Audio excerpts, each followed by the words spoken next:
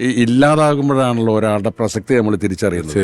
Johnson ഉള്ള സമയത്ത് നമുക്ക് അത്രയ്ക്കും ഫീൽ ചെയ്യില്ലായിരുന്നു, പക്ഷെ ഇല്ലാതാകുമ്പോഴാണ് ആ ശൂന്യത നമുക്ക് ഫീൽ ചെയ്യുന്നത്. അപ്പോൾ ജോൺസൺ ഉണ്ടെങ്കിൽ ജോൺസനെ വിളിച്ചാൽ മതി, ജോൺസൺ വന്നു കഴിഞ്ഞാൽ പിന്നെ നമുക്ക് ധൈര്യമായി.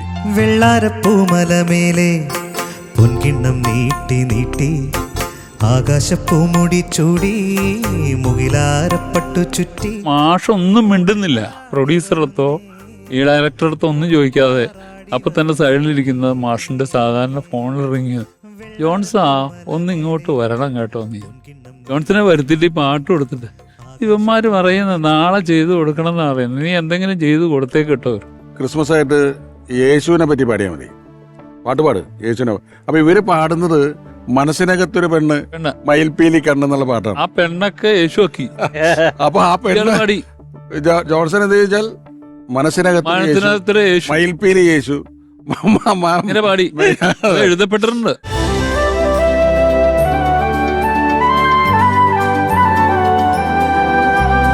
ഓർമ്മയിലെന്നും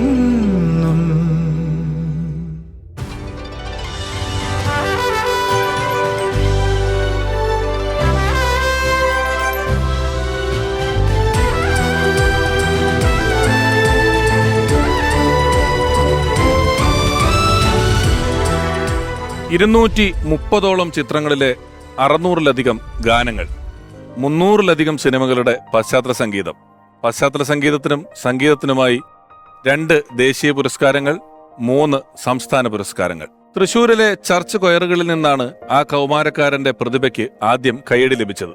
10ഓളം സംഗീത ഉപകരണങ്ങൾ ഒറ്റയ്ക്ക് കൈകാര്യം ചെയ്യുന്ന ആ 15-കാരൻ പയ്യൻ, അവനും അവന്റെ കൂട്ടുകാരും ചേർന്ന് വോയിസ് ഓഫ് തൃശൂർ എന്ന പേരിൽ പിന്നീട് ഒരു മ്യൂസിക് ട്രൂപ്പ് ഉണ്ടാക്കി. ഒരിക്കൽ ഈ മ്യൂസിക് ട്രൂപ്പിൽ പാടാനെത്തിയ ഭാവഗായകൻ പി ജയചന്ദ്രൻ ആ ചെറുപ്പക്കാരനെ കൈപിടിച്ച് കൂട്ടിക്കൊണ്ടുപോയത് മദ്രാസിയിലെ ദേവരാജ സന്നിധിയിൽ. ആ പയ്യനെ പരിചയപ്പെട്ട ദേവരാജൻ മാസ്റ്റർക്ക് മനസ്സിലായി ഈ പയ്യനിലൂടെ മലയാള സിനിമയിലേക്ക് തനിക്ക് ശേഷം സംഗീതത്തിന്റെ പുതിയ ഒരു യുഗം പിറക്കുമെന്ന്.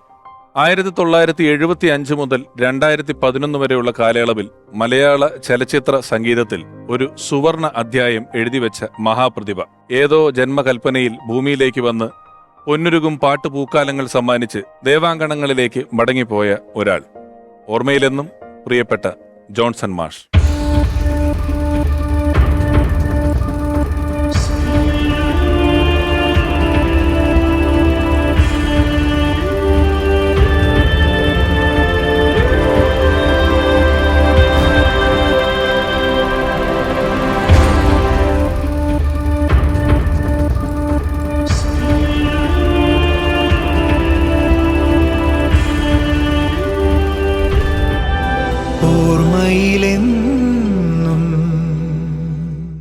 ലളിതസുന്ദരമായ ആഖ്യാന ശൈലി, മലയാളിയോട് ഇത്രമേൽ ചേർന്ന് നിൽക്കുന്ന, മലയാളികൾക്ക് ഏറ്റവും പരിചിതമായ ഭൂമികയിൽ നിന്നുള്ള ഒരുപാട് വ്യക്തികളെ അബ്രപാളിയിലേക്ക് കൈപിടിച്ച് നടത്തിക്കൊണ്ടുവന്ന മലയാളികളുടെ പ്രിയപ്പെട്ട സംവിധായകൻ.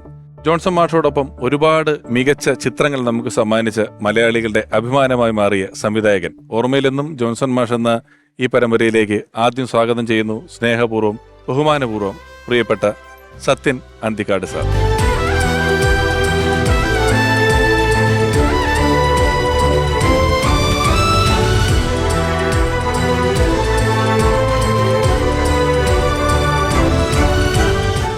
സ്വാഗതം ഓർമ്മയിലെന്നും എന്ന ഈ പരമ്പരയിലേക്ക്.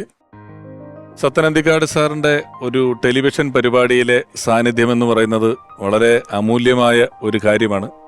ഞങ്ങൾക്ക് വ്യക്തമായ ബോധ്യമുണ്ട് ജോൺസൺ മാഷ് എന്ന പ്രതിഭയോടുള്ള വലിയൊരു ആദരവിന്റെ കൂടെ, അല്ലെങ്കിൽ ആ സൗഹൃദത്തിന്റെ കൂടെ ഒരു ബാക്കിപത്രമായാണ് സത്യൻ സാർ ഏറ്റവും പുതിയ ചലച്ചിത്രത്തിന്റെ തിരക്കുകളിൽ നിന്നും ഇന്ന് നമ്മളോടൊപ്പം ഇവിടെ കൂടുന്നത്. ഒരിക്കൽ കൂടി സ്വാഗതം സാറിന്. സന്തോഷം. 28 ചിത്രങ്ങളാണ് ജോൺസൺ മാഷുമായിട്ട് സത്യൻ സാറിനുള്ളത്. അതൊരു ചെറിയ കാര്യമല്ല. അങ്ങനെ ഒരു കോമ്പിനേഷൻ ഒരുപാടുണ്ടോ എന്ന് തന്നെ സംശയമാണ്. 28 ചിത്രങ്ങളിൽ ജോൺസൺ മാഷ് സത്യനന്ദി സാറിന് വേണ്ടി വർക്ക് ചെയ്തിട്ടുണ്ട്. എന്നാൽ ആദ്യം വന്നത് പശ്ചാത്തല സംഗീതം ഒരുക്കുന്നതിന് വേണ്ടിയിട്ടാണ്, അല്ലേ? അപ്പൊ അന്ന് കുടുംബ പുരാണം എന്ന് പറയുന്ന ചിത്രത്തിന് പശ്ചാത്തല സംഗീതം ഒരുക്കാൻ ജോൺസൺ മാഷ് വരിക എന്ന് പറയുമ്പോൾ ചിത്രത്തിന്റെ സംഗീത സംവിധാനം മോഹൻ സിത്താര സാറാണ്. അദ്ദേഹം താരതമ്യേന ജോൺസൺ മാഷേക്കാളും ജൂനിയറാണ്. അപ്പൊ സിനിമയിൽ നമ്മൾ പറഞ്ഞു കേൾക്കുന്ന ഒരു ജൂനിയർ സീനിയർ ഓരോരുത്തരും നിൽക്കുന്ന ഒരു സ്ഥാനത്തിന്റെ അളവുകോലൊക്കെ വെച്ച് പലരും വേണമെങ്കിൽ വിസമ്മതിക്കാം. നീ വേറൊരാൾ സംഗീതം ചെയ്ത പടത്തിന് പശ്ചാത്തല സംഗീതം ഒരുക്കാൻ ഞാൻ വരേണ്ട കാര്യമുണ്ടോ എന്നൊക്കെ ചോദിക്കാം. എങ്ങനെയാണ് അന്ന് ആദ്യമായി ജോൺസൺ മാസ്റ്ററെ പശ്ചാത്തല സംഗീതത്തിലേക്ക് എത്തിയത്? അതിന്റെ ഒരു തുടക്കമൊക്കെ എങ്ങനെയായിരുന്നു? ജോൺസൺ അതിനു മുമ്പ് തന്നെ എനിക്ക് വളരെ പരിചയമുണ്ട്. കാര്യം A.T. ഉമ്മർ മ്യൂസിക് ചെയ്യുമ്പോഴേക്കേ A.T. ഉമ്മർ, അർജുന മാഷ് ഒക്കെ മ്യൂസിക് ചെയ്യുമ്പോൾ പല സിനിമകൾക്കും കണ്ടക്ട് ചെയ്തിരുന്നത്, അതിൻ്റെ ബാക്ക്ഗ്രൗണ്ട് സ്കോർ ചെയ്തിരുന്നതൊക്കെ ജോൺസൺ ആയിരുന്നു. അപ്പോൾ അന്നോട്ട് ജോൺസണും ഞാനും തമ്മിൽ നല്ല അടുപ്പമുണ്ട്. അപ്പോൾ അന്ന് മോഹൻ സിത്താരയുടെ 1 മുതൽ 0 വരെ എന്നുള്ള സിനിമയുടെ പാട്ടുകൾ കേട്ടപ്പോൾ മോഹൻ സിത്താരയെ കൊണ്ട് മ്യൂസിക് ചെയ്യിപ്പിക്കാൻ തീരുമാനിക്കുകയും അതിൻ്റെ റീ റെക്കോർഡിങ് സമയം വന്നപ്പോൾ ജോൺസൺ ഓൾറെഡി എൻ്റെ സുഹൃത്താണ്. നമ്മൾ ഒന്നിച്ച് വർക്ക് ചെയ്യുന്ന വെച്ചാൽ A.T. ഉമ്മറിൻ്റെ കൂടെയാണ് വർക്ക് ചെയ്യുന്നത്. എങ്കിലും ജോൺസനെ മ്യൂസിക് ചെയ്യാനായിട്ട് റീ റെക്കോർഡിങ് ചെയ്യാനായിട്ട് വിളിക്കുകയാണ് ചെയ്തത്. ജോൺസൺ ഒരു ബുദ്ധിമുട്ടില്ലാതെ വന്നു.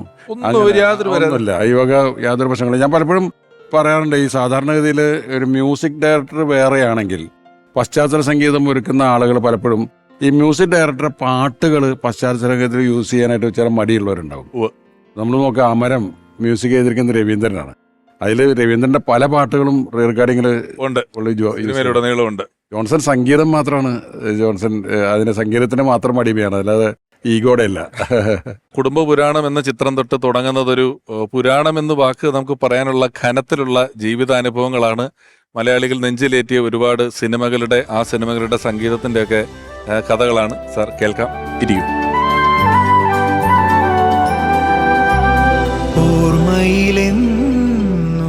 സാർ, അതിന് ശേഷം പൊന്മുട്ടയിടുന്ന താറാവ് എന്ന് പറയുന്ന സിനിമയാണ് രണ്ടാമത് വരുന്നത്, അല്ലേ? ഒപ്പം ചെയ്യുന്നത് ONV കുറുപ്പ് സാറാണ് അതിന്റെ വരികൾ എഴുതിയിട്ടുള്ളത്. ഈ അന്നൊക്കെ സിനിമയുടെ ഒരു കമ്പോസിംഗ് എന്ന് പറയുന്നത് ഡയറക്ടറും ലിറിസിസ്റ്റും മ്യൂസിക് ഡയറക്ടറും എല്ലാവരും കൂടെ ഒന്നിച്ചിരുന്നിട്ടുള്ള ഒരു പരിപാടിയില്ല. സാറിന് അത്യാവശ്യം ലിറിസിസ്റ്റ് ആയിട്ടാണ് സാർ ആദ്യം വന്നിട്ടുള്ളത്. അങ്ങനെയുള്ളൊരു ക്രിയേറ്റീവ് ഡിസ്കഷനുകൾ എത്രത്തോളം വന്ന്? അന്നൊക്കെ ശരിക്കും പറഞ്ഞാൽ ഈ ലൈൻസ് കിട്ടിക്കഴിഞ്ഞിട്ടാണ് പലപ്പോഴും മ്യൂസിക് ചെയ്യാറുള്ളത്. അപ്പോൾ അതാണ് ജോൺസനും, ദേവരാജ് മാഷ ശിഷ്യനായതുകൊണ്ട് ജോൺസനും അത് വലിയ സന്തോഷമാണ്. കാര്യം ആ വരികൾക്കനുസരിച്ചുള്ള ട്യൂൺ ഉണ്ടാക്കാൻ ജോൺസൺ വളരെ മിടുക്കനാണ്. അപ്പം ONV സാർ ആയതുകൊണ്ട് ഞാനും ജോൺസണും കൂടി നേരെ തിരുവനന്തപുരത്ത് വരികയും ONV സാറിനെ കാണുകയും സിറ്റുവേഷൻസ് കൊടുക്കുകയും ഒക്കെ ചെയ്തിട്ട് അവിടെ ഇരുന്ന് ഉണ്ടാക്കിയ പാട്ടുകളാണ് 2 എണ്ണം. അതിൻ്റെ ഒരു പാട്ടിൻ്റെ കഥ ഞാൻ പലപ്പോഴും പറയാറുണ്ട്. കാര്യം ഈ തീരൊരുക്കി എന്നുള്ള പാട്ട് വളരെ പെട്ടെന്നുണ്ടായി. അടുത്തത് സിറ്റുവേഷന് ഒരു ഡാൻസ് പഠിപ്പിക്കുന്ന ഡാൻസ് ടീച്ചറുടെ ശാരി പാടി കൊടുക്കുന്ന അതിൽ നിന്നാണ്. അപ്പോൾ ONV സാർ അത് വളരെ മനോഹരമായ ഒരു ഡാൻസ് പഠിപ്പിക്കുന്ന ഗാനമായിട്ട് തന്നെ എഴുതി തന്നു. അതായത് മാമുക്കോയക്കയുടെ കടയുടെ നേരെ രണ്ടാമത്തെ നിലയിലുള്ള. അപ്പോൾ അത് വെച്ച് ജോൺസൺ ട്യൂൺ ചെയ്തിട്ട് എൻ്റെ അടുത്ത് പറഞ്ഞു, ജോൺസൺ എന്നെ തമാശയ്ക്ക് മാഷേന്നൊക്കെ വിളിക്കും, മാഷേ ഇതൊരു ഡാൻസ് പഠിപ്പിക്കുന്നതിന് വളരെ പെർഫെക്റ്റ് ആണ്, നല്ല സാഹിത്യമൊക്കെ ഉള്ള ഭംഗിയാണ്. പക്ഷെ നമ്മൾ ഡാൻസ് പഠിപ്പിക്കുന്നത് തുടങ്ങിക്കഴിഞ്ഞാൽ പോകുന്നത് വേറെ വഴിക്കാണല്ലോ. അപ്പോൾ ഞാനും നോക്കുമ്പോൾ അത് ഒരു കറക്റ്റായിട്ട് മാച്ച് ചെയ്യുന്നില്ല. പക്ഷേ ONV സാറിനോട് എങ്ങനെയാണ് പാട്ട് മാറ്റി എഴുതി തരാൻ പറയുക? അതൊരു വലിയ വിഷമമാണ്. കാര്യം പ്രത്യേകിച്ച് ഞാൻ ഈ പറഞ്ഞ പോലെ പാട്ടുകൾ എഴുതുകയൊക്കെ ചെയ്യാറുള്ള ഒരാളായതുകൊണ്ട് ONV സാറിന് അങ്ങനെ പ്രശ്നമൊന്നുമില്ല. അപ്പോൾ ഞങ്ങൾ തിരിച്ചു പറഞ്ഞതിൻ്റെ തലേദിവസം സാറിനോട് പറഞ്ഞു, ആ പാട്ട് ജോൺസൺ മ്യൂസിക് ചെയ്തിട്ട് അങ്ങോട്ട് ശരിയാവുന്നില്ല. ജോൺസന്റെ കുറ്റം, സാറിൻ്റെ അല്ല. അപ്പോൾ പുള്ളി പറഞ്ഞു, ഞാൻ കൂടെ വന്നിരിക്കാം, ഞാനത് ഏത് റിതത്തിലാണ് എഴുതിയെന്ന് ഞാൻ പറഞ്ഞു കൊടുക്കാം, അപ്പോൾ അത് കൂടുതൽ അപാടാവും. അപ്പോൾ ഞാൻ സാറിൻ്റെ അടുത്ത് പറഞ്ഞു, എനിക്ക് കുറേ കൂടി സിമ്പിളായിട്ടില്ല. കാര്യം സിനിമ ഒരു പക്ക നാട്ടിൻപുറത്തിൻ്റെ കഥയാണ്, വളരെ പച്ച മലയാളത്തിലുള്ള വേർഡ്സുള്ള ഒരു പാട്ടാണ് വേണ്ടത്. അതിൻ്റെ ഉദാഹരണം പറഞ്ഞത് അദ്ദേഹത്തിൻ്റെ പാട്ടുകൾ തന്നെയാണ്. ഈ പൊന്നരിവാളമ്പളിയിൽ കണ്ണെറിയുന്നോളെ അതുപോലത്തെ ഒരു പാട്ടായാൽ, അതുപോലത്തെ ഒരു കൾച്ചറുള്ള പാട്ടാണ് വേണ്ടത്. ഇപ്പോൾ ഞാൻ ശ്രമിച്ചു നോക്കാമെന്ന് പറഞ്ഞു. പിറ്റേ ദിവസം രാവിലെ 6 മണിക്ക് ONV എന്ന് കോളിംബിൽ അടിക്കണം. അതാണ് പ്രതിഭ എന്ന് പറയുന്നത്. തലേദിവസം വൈകുന്നേരമാണ് പറഞ്ഞത്. ഇവിടെ പറഞ്ഞ് ഞാൻ നടക്കാൻ വന്നപ്പോൾ ഇറങ്ങിയപ്പോൾ ഞാൻ സത്യനും കൂടി കണ്ടിട്ട് പോകാമെന്ന് വെച്ചിട്ടാണ്. ഇത് പറ്റുമെന്ന് നോക്കൂ, ഈ പാട്ട് ഒരു പാട്ട് കൊണ്ടുവരിക, അവർ കടലാസ് കൊണ്ടുവരികയാണ്. സത്യം പറഞ്ഞ മീറ്ററിൽ തന്നെയാണ് ആ ലാംഗ്വേജിൽ തന്നെ എഴുതിയിരിക്കുന്നത് പറഞ്ഞു. ഞാൻ വായിച്ചൊക്കെ അത്ഭുതപ്പെട്ടു പോയി. കാര്യം പൊന്നരിവാൾ അമ്പളിയിൽ കണ്ണെറിയുന്നോളെ അതേ മീറ്ററിലാണ് കുന്നിമണി ചെപ്പ് തുറന്ന് എണ്ണി നോക്കുന്നേരം നല്ല പാട്ട്. കുന്നിമണിച്ചെപ്പ് തുറന്നെണ്ണി നോക്കുന്നേരം പാടാലോ. അത് ഭയങ്കര ഇതാണ്. അപ്പം ഞാൻ ചെയ്ത് മതി എന്ന് പറഞ്ഞു. അത് കഴിഞ്ഞ് അന്ന് ഞാനും ജോൺസണും കൂടി അടുത്ത ഫ്ലൈറ്റിൽ നേരെ മദ്രാസിൽ വരികയും ഞങ്ങൾ വുഡ്ലാൻഡ്സ് ഹോട്ടലിൽ വന്നിട്ട് ഞാൻ ജോൺസന്റെ അടുത്ത് പറഞ്ഞു, ഞാനൊന്ന് ഫ്രഷ് ആവട്ടെ എന്ന് പറഞ്ഞാൽ ഞാൻ കുളിക്കാൻ കയറി. ഞാൻ ആ വെള്ളം ഒഴിച്ചുകൊണ്ടിരിക്കുമ്പോൾ പുറത്തുനിന്ന് ജോൺസൺ ഹാർമോണിയം വെച്ച് പാടുന്ന ഇതാണ് ഇന്ന് നമ്മൾ കേൾക്കുന്ന ട്യൂൺ. ഞാൻ ജോൺസന്റെ അടുത്ത് തോർത്താതെ പറഞ്ഞു, ഇത് മതി കേട്ടോ ട്യൂണിന്. അങ്ങനെയാണ് ആ പാട്ടുണ്ടാവുന്നത്. ജോൺസൺ മാഷിനെ കുറിച്ചും പാട്ടിനെ കുറിച്ചാണ് പറയുന്നതെങ്കിൽ ചില ഇപ്പം ആദ്യം പറഞ്ഞു സത്യൻ സാർ, ആ ഡാൻസ് പഠിപ്പിക്കുന്ന ഒരു മുഹൂർത്തം കഴിഞ്ഞാൽ അത് തുടക്കം കഴിഞ്ഞാൽ പിന്നെ അവിടുന്ന് കഥ അങ്ങ് പോവുകയാണ് എന്ന് പറയുകയുണ്ടായല്ലോ. എനിക്ക് തോന്നുന്നു ഏറ്റവും കൂടുതൽ അവതരണ ഗാനങ്ങൾ ചെയ്തിട്ടുള്ള ഒരാള് ജോൺസൺ മാഷാണ്. പല സിനിമയുടെയും പേരെഴുതുമ്പം വീണ്ടും ചില വീട്ടുകാര്യങ്ങളായിക്കോട്ടെ, കല്യാണ മന്ത്രത്തിലായിക്കോട്ടെ, തൂവൽ കൊട്ടാരത്തിലാണ്ട് വിണ്ണിൻ മാനേജർ, എല്ലാ പാട്ടുകളും സിന്ദൂരം പെയ്തിറങ്ങിയൊക്കെ ഉൾപ്പെടെയുള്ള പാട്ടുകള് വീട്ടുകാര്യങ്ങളും അങ്ങനെയാണെന്ന് തോന്നുന്നു. വീണ്ടും ചില വീട്ടുകാരുടെ നാടകം, ആ നാടകം, ആ നാട്ടുകാർ, ആ നാടകത്തിലുള്ള എല്ലാ കഥാപാത്രങ്ങളെയും അവതരിപ്പിക്കാൻ ഇപ്പോഴൊക്കെ വോയിസ് ഓവറാണ്. ഏതെങ്കിലും ഒരാൾ നിന്നങ്ങ് പറയാണ്. അതിന് പകരം ഒരു 4-4.5 മിനിറ്റിന്റെ ഒരു പാട്ടിൽ ഒരു നാടും ആ നാട്ടിലുള്ള എല്ലാ കഥാപാത്രങ്ങളെയും അവതരിപ്പിക്കുകയാണ്. അതെങ്ങനെയാണ് കമ്മ്യൂണിക്കേറ്റ് ചെയ്യുന്നത്? അപ്പൊ ഒരു ആള് അത് റൈറ്ററും വീണ്ടും ചില വീട്ടുകാര്യങ്ങളിലൊക്കെ തൂവൽ കൊട്ടാരത്തിനൊക്കെ ലോഹിദാസ് ആണല്ലോ എഴുതിയത്. ഞാനും ലോഹിദാസും കൂടിയിട്ട് സംസാരിച്ചിട്ട് നമുക്ക് ഇങ്ങനെ പ്രസന്റ് ചെയ്യാം, ഇങ്ങനെ തുടങ്ങാം എന്ന് പറഞ്ഞിട്ട് ജോൺസണുള്ള ഒരു ധൈര്യം കൂടി ഉണ്ട് നമുക്ക്.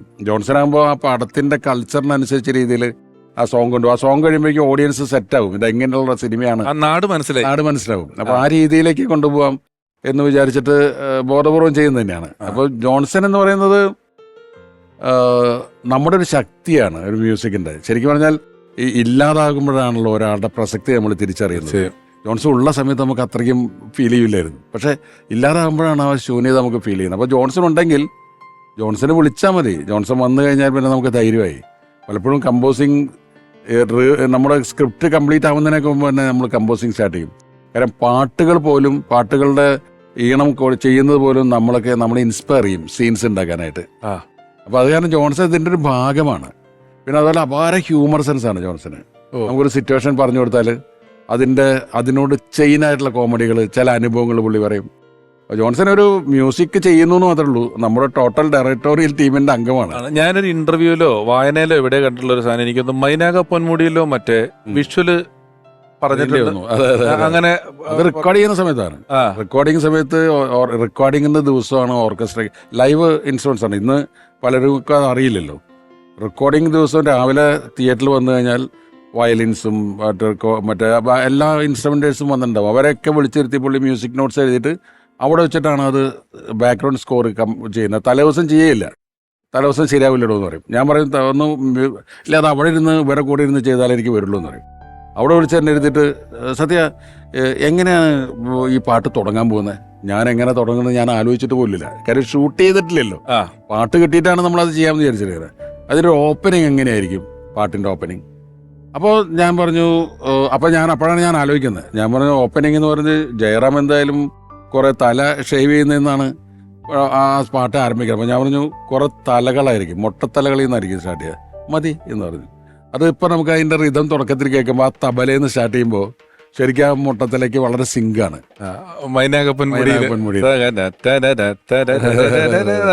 അതില് ഒരു വലിയ ഹമ്മിങ് വരുമ്പോ കുറെ മഞ്ഞളൊരു തലേക്ക് കൂടെ ഒഴുകി വന്നിട്ടാണ്. അതിൽ വരേണ്ട വിഷ്വൽസ് എന്തൊക്കെയാണെന്നുള്ളത് റഫായിട്ട് പറഞ്ഞു കൊടുക്കും. അപ്പൊ അത് പുള്ളിക്ക് അറിയാം. ഈ പശ്ചാത്തല സംഗീതം ഒരുക്കുന്നതിലും ഈ നേരത്തെ പറഞ്ഞതുപോലെ ജോൺസൺ മാഷ് സംഗീതം ചെയ്തിട്ടില്ലാത്ത സിനിമകൾ, നമ്മള് സംഗീതം ചെയ്ത സിനിമകളും അല്ലാത്ത ഇപ്പം വളരെ പോപ്പുലർ ആയിട്ടുള്ള മണിച്ചിത്രത്താഴ് പോലുള്ളൊരു സിനിമ നമ്മൾ എടുക്കുമ്പം ഇന്നും അതിന്റെ തീം മ്യൂസിക്കുകൾ ആളുകൾ കേൾക്കുമ്പോൾ സംഗീതം ചെയ്തിരിക്കുന്നത് രാധാകൃഷ്ണൻ സാറാണ്, അതിന്റെ തീം മ്യൂസിക് ചെയ്തിരിക്കുന്നത് ജോൺസൺ മാഷാണ്. അങ്ങനെ എത്രയോ മലയാളികൾ ഇഷ്ടപ്പെടുന്ന പടങ്ങളുടെ തീം മ്യൂസിക് ചെയ്തിരിക്കുന്നത് ജോൺസൺ മാഷാണ്. അപ്പം ഞാൻ വീണ്ടും കേട്ടിട്ടുള്ള ഒരു കാര്യം, അത് വിശ്വം കാക്കുന്ന നാഥ എന്നുള്ള പാട്ട് സാറാണല്ലോ വരികൾ എഴുതിയിട്ടുള്ളത്. അതിലാദ്യം ദേവ എന്നായിരുന്നു എന്നുള്ളത്, നാഥ പുള്ളിയാക്കിയതാണ്. വിശ്വം കാക്കുന്ന ദേവ എന്നാണ് ഞാൻ എഴുതിയത്. ശരിയാ. അപ്പം ദേവ എന്നുള്ളത് ക്രിസ്ത്യൻ ദൈവങ്ങളെ പറയൂല, നാഥ നാക്കു എന്ന് പറഞ്ഞത്.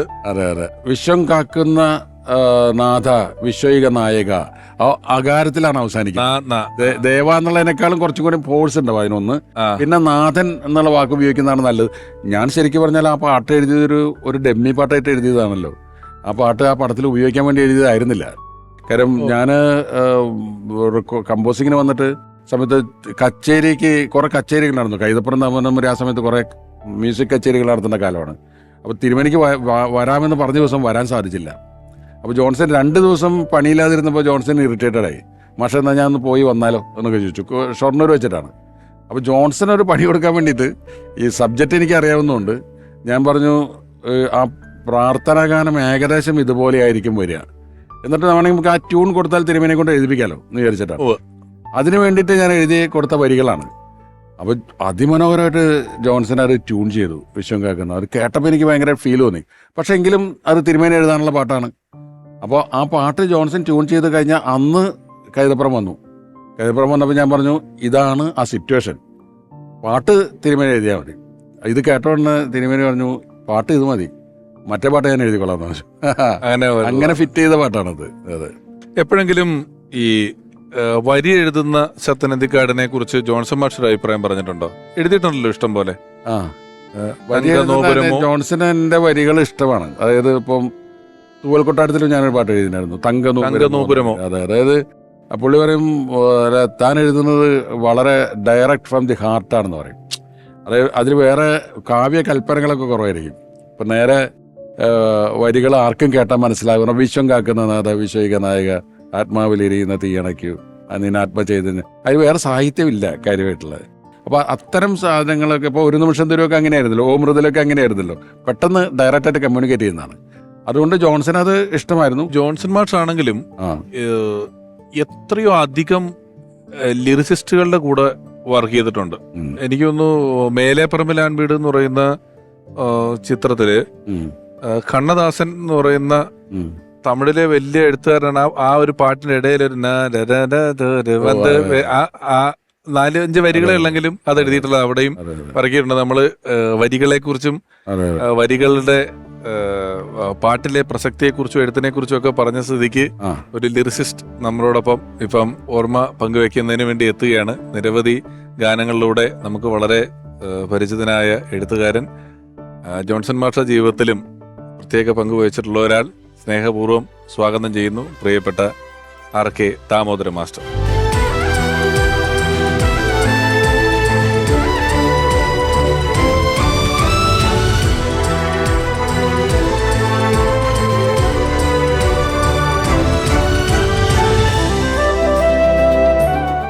നമസ്കാരം, സ്വാഗതം.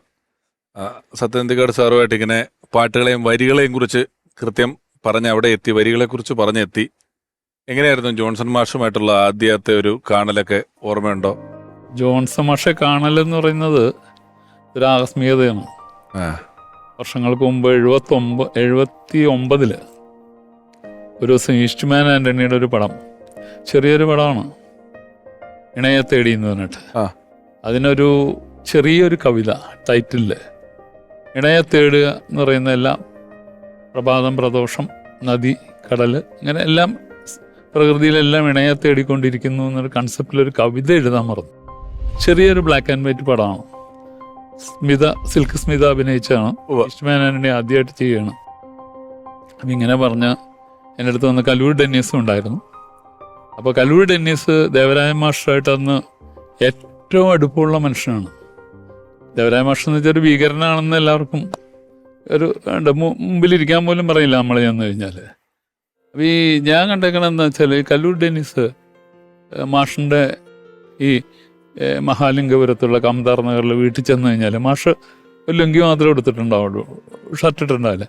മാഷിൻ്റെ തോളത്തൊക്കെ കയറ്റി എന്താ മാഷ് ചെയ്തതെന്നൊക്കെ ചോദിച്ചിട്ടിങ്ങനെ വളരെ കാഷ്വലായിട്ട് വർത്തമാനം പറയുന്ന ഒരു മനുഷ്യൻ അന്ന്. അപ്പോൾ ഈ കവിത കൊണ്ട് കൊടുത്തിട്ട് കുറച്ച് കാശൊക്കെ റെഡിയായി കഴിഞ്ഞപ്പോൾ ഇവർക്ക് റിലീസ് ചെയ്യണം ഈ പടം. പിന്നെ ടൈറ്റിൽ സോങ്ങും കൂടെ വെച്ച് കഴിഞ്ഞാൽ അവർക്ക് റിലീസ് ചെയ്യാം. അപ്പോൾ മാഷിൻ്റെ അടുത്ത് എന്നിട്ട് പറഞ്ഞു, മാഷേ ഇതൊരു 2-3 ദിവസത്തിനുള്ളിൽ ചെയ്തെന്ന് കിട്ടണം. അപ്പോൾ മാഷ് ഇങ്ങനെ നോക്കിയിട്ട് ആഹാ അങ്ങനെയാകും, ഒരു 6 മാസത്തേക്ക് ഒക്കത്തില്ലടാന്ന്. പക്ഷേ അത് പറഞ്ഞാൽ പറ്റില്ല, ചെയ്യണം എന്ന് പറയണേ. വീണ്ടും പറയണേ ഡെന്നീസ് അങ്ങനെ പറയുന്നു. പറഞ്ഞപ്പോൾ മാഷ് ഒന്നും മിണ്ടുന്നില്ല. പ്രൊഡ്യൂസറടുത്തോ ഈ ഡയറക്ടറടുത്തോ ഒന്നും ചോദിക്കാതെ അപ്പം തന്നെ സൈഡിലിരിക്കുന്ന മാഷിൻ്റെ സാധാരണ ഫോണിൽ റിങ്, ജോൺസാ ഒന്ന് ഇങ്ങോട്ട് വരണം കേട്ടോ നീ. ജോൺസനെ വരുത്തിയിട്ട് ഈ പാട്ട് കൊടുത്തിട്ട് ഇവന്മാർ പറയുന്നത് നാളെ ചെയ്തു കൊടുക്കണം എന്നാണ് പറയുന്നത്, നീ എന്തെങ്കിലും ചെയ്തു കൊടുത്തേക്ക് കേട്ടോ. അപ്പൊ ദേവരാജൻ മാസ്റ്റർ എന്ന് പറയുന്ന ഇന്ത്യയിൽ തന്നെ ഞാൻ കണ്ടേക്കണതിൽ ഏറ്റവും നല്ല മ്യൂസിക് ഡയറക്ടർ ഞാൻ കണ്ടിരിക്കുന്നതിൽ എൻ്റെ അനുഭവത്തില് വേറെ വ്യത്യസ്ത അഭിപ്രായമൊക്കെ ഉണ്ടാവും. ആ മാഷ് ഈ കവിത ഏൽപ്പിക്കുന്നതിലൂടെ ഈ ജോൺസനെ അവതരിപ്പിക്കുകയാണ്. അത് അദ്ദേഹം പാലിച്ചു. ജോൺസന്റെ ഈ കഴിവിലൂടെ, പാട്ടിലൂടെ, പിന്നീടുള്ള എല്ലാ ചെയ്തികളിലൂടെ എന്നാണ് പറയാനുള്ളത്. അത് ദേവരാജ മാഷ് അത്രയും ബുദ്ധികൾ കണ്ടിട്ടുണ്ട്. അന്ന് വരെ മാഷ് വയലിൻ വായിക്കുന്ന ഒരു മനുഷ്യൻ, മാഷിൻ്റെ ഓർക്കസ്ട്രേഷനിലുള്ള ഒരാൾ, അത്രേ ഉള്ളൂ. അങ്ങനെയാണ് ഞാൻ ഈ ഇദ്ദേഹത്തെ പരിചയപ്പെടുന്നത്. എനിക്കറിയില്ലേ ജോൺസനോ ഔസേപ്പച്ചനോ എന്ന എണാളെ പോലെ വയലിൻ വായിച്ചു. ഞാനന്ന് ഹനീഫയുടെ കൂടെ ഉമ്മാലോഡ്ജിലാണ്. വലിയ ശല്യമാണ്, കാരണം പുലർച്ചയ്ക്കൊക്കെ ഇവർ വയലിൻ വായിച്ച് ഭയങ്കര ബഹളമാണ്. ഔസേപ്പച്ചൻ എന്ന അവിടെയാണ് താമസിക്കുന്നത്. അല്ല, അപ്പൊ ഈ പറഞ്ഞ സംഭവത്തിന് മുമ്പ് ജോൺസൺ മാഷ് സംഗീതം സ്വതന്ത്ര സംഗീത സംവിധായകനായിട്ടുണ്ടോ? ചെയ്തിട്ടേ ഇല്ല. ഫസ്റ്റ് ഫിലിമാണ്. ഫസ്റ്റ് ഫിലിം മാത്രമല്ല, ഒരു സോങ് ചെയ്യുന്നത് അതാണ്. അതിന്റെ വരികളാണ് വിപിന വാടിക കുയിലു തേടി, വിപഞ്ചിയോ മണി വിരലു തേടി, പുരുഷ കാമന ഇന്നും സ്ത്രീയിൽ, ഇവിടെ ജനിമൃതി പൂക്കും വഴിയിൽ, ഇണയെ തേടി. ഒരു കൺസെപ്റ്റിൽ ഇണയെ തേടുന്ന എല്ലാത്തിനെ കുറിച്ചാണ് വരുന്നത്. മനോഹരമായിട്ട് ട്യൂൺ ചെയ്തു. അത് നമുക്കൊന്നും കേൾക്കാനൊന്നും അവസരമില്ല.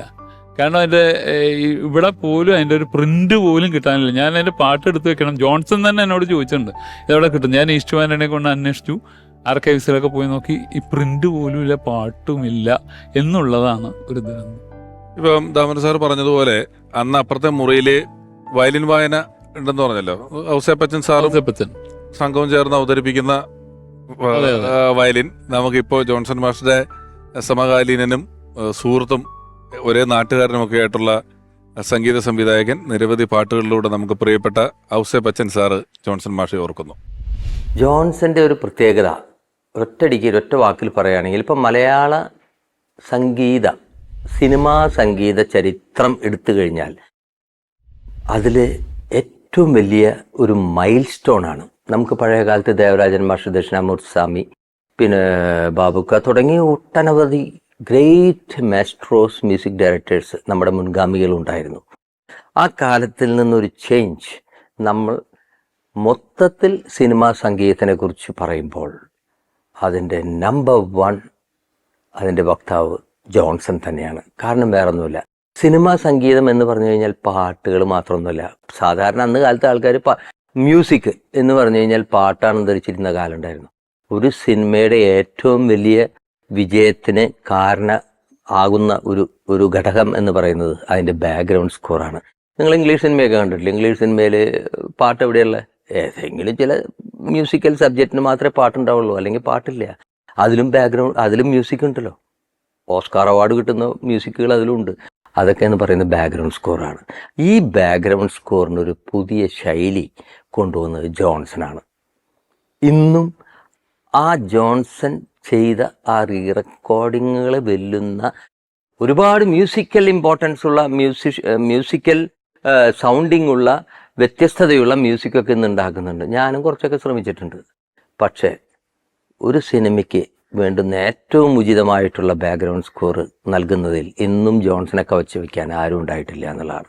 അതിൻ്റെ പ്രത്യേകത എന്ന് വെച്ചാൽ വേറെ ഒന്നുമില്ല. ബാക്ക്ഗ്രൗണ്ട് സ്കോർ എന്ന് പറയുന്നത് എന്താണെന്ന് വെച്ച് കഴിഞ്ഞാൽ, ഒരു പടം കണ്ടുകൊണ്ടിരിക്കുമ്പോൾ ബാക്ക്ഗ്രൗണ്ട് സ്കോറാണ്. അത് നമ്മൾ ഒരിക്കലും കേൾക്കാൻ പാടില്ല, നമ്മൾ ആ പടത്തിലേ ശ്രദ്ധിക്കാൻ പാടുള്ളൂ.